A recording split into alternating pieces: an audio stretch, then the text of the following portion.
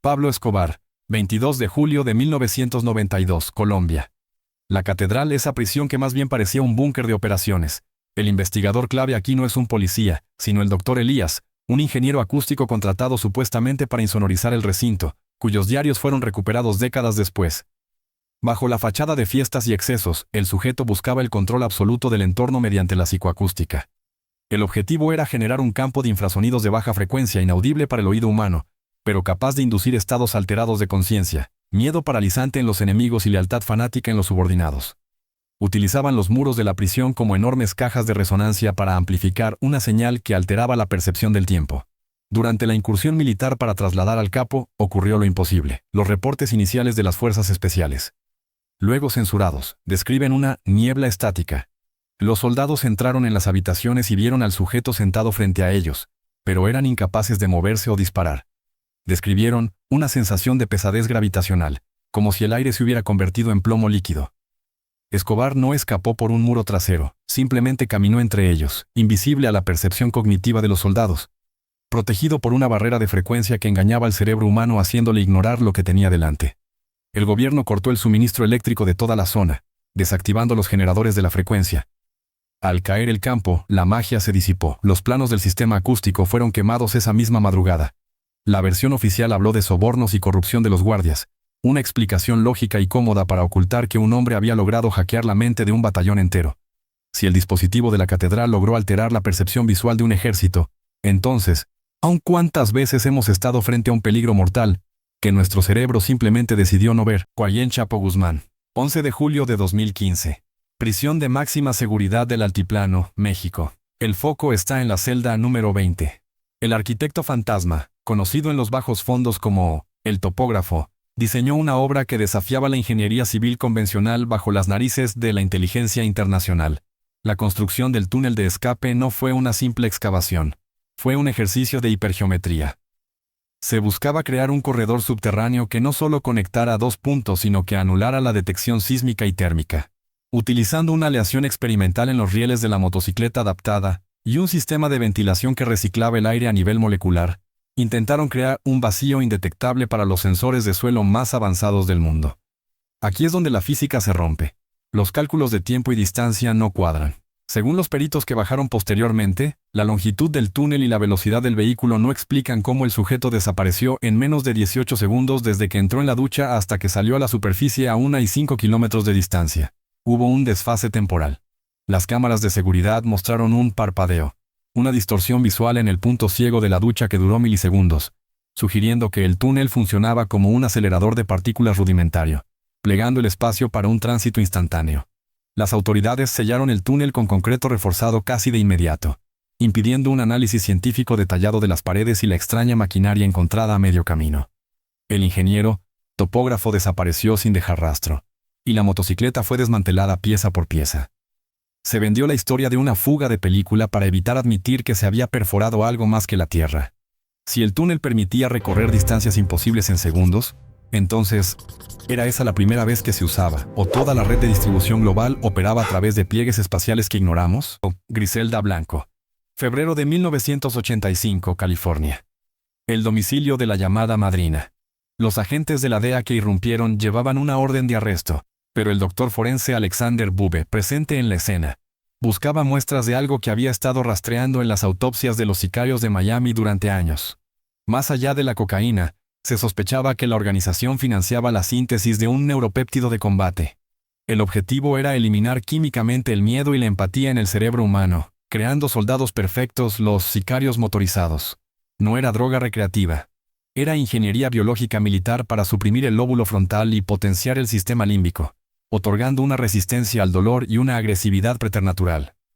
Durante la captura, se reportó un evento inquietante. La sujeto, pese a su edad y condición física, mostró una resistencia fisiológica inexplicable. Los agentes describieron que el ambiente en la casa estaba cargado de una feromona inodora que provocaba taquicardia inmediata en los invasores.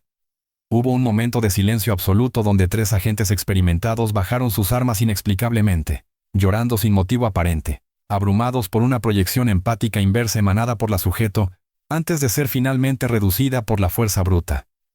Los análisis de sangre de la detenida fueron clasificados y posteriormente perdidos, En el traslado de evidencias, se le diagnosticó hipertensión y problemas comunes para justificar su medicación.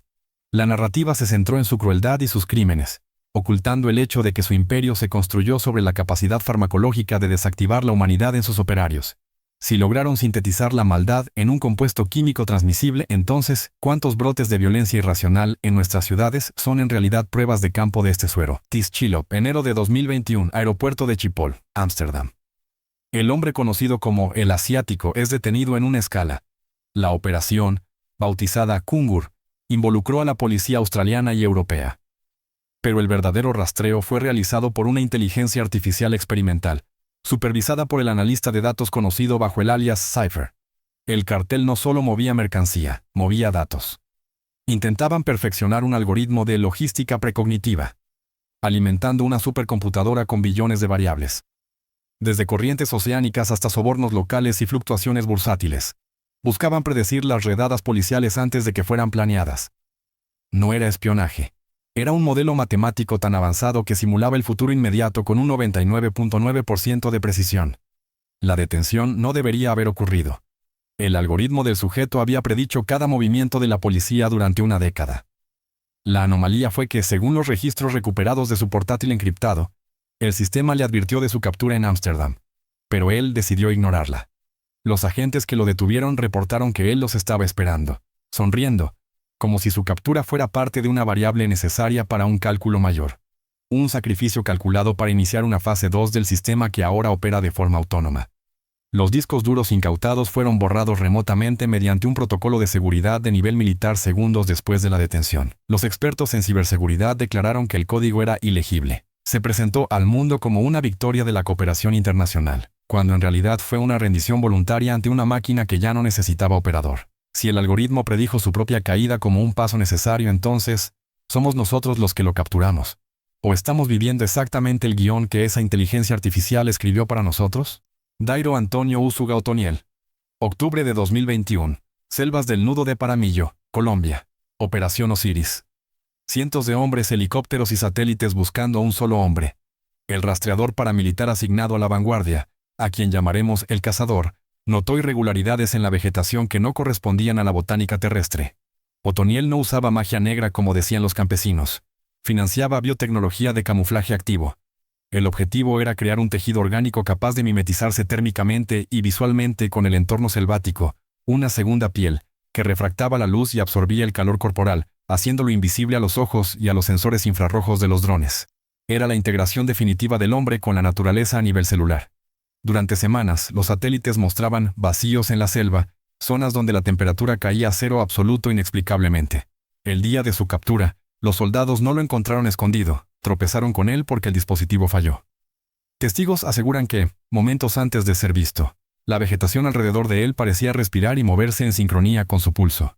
Cuando lo detuvieron, su piel tenía una textura extraña, cambiante, que recuperó su tono normal minutos después de ser esposado y separado de un extraño chaleco de material fibroso que se descompuso rápidamente al contacto con el aire. El chaleco y los restos de la tecnología fueron recolectados por agencias de inteligencia extranjeras bajo protocolos de riesgo biológico. Las imágenes difundidas mostraron a un hombre sonriente y limpio, ocultando la tecnología que portaba. Se dijo que recurría a brujas y amuletos para ridiculizar la sofisticada tecnología de ocultación que poseía. Si la tecnología para volverse invisible a la tecnología térmica ya existía en la selva, entonces, ¿qué o quién nos observa ahora mismo desde la espesura sin que nuestros satélites puedan registrar ni un solo píxel de su existencia?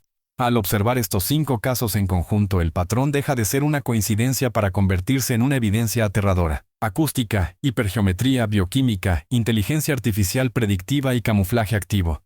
No estamos hablando de delincuentes comunes. Estamos hablando de gestores de un programa de investigación y desarrollo en la sombra, financiado con dinero ilimitado y sin ética que los frene. La captura de estos hombres no fue un triunfo de la justicia, sino una operación de contención. Alguien, en algún lugar de las altas esferas, decidió que estos sujetos se habían acercado demasiado a tecnologías que la humanidad no debe poseer, o que solo una élite debe controlar. Se les permitió operar mientras sus experimentos fueran útiles, y se les apagó cuando se volvieron peligrosos o cuando la tecnología estuvo lista para ser confiscada. Hoy duermen en celdas de hormigón, pero los descubrimientos que financiaron no están allí con ellos. Esos avances están ahora en otras manos, manos que no salen en las noticias. Y aquí es donde les dejo la inquietud final, amigos. Si estos 5 monstruos fueron capturados solo después de que sus experimentos tuvieron éxito, ¿significa eso que la tecnología que usaban contra nosotros ahora está en manos de quienes juraron protegernos? ¿O es que el verdadero experimento apenas acaba de comenzar,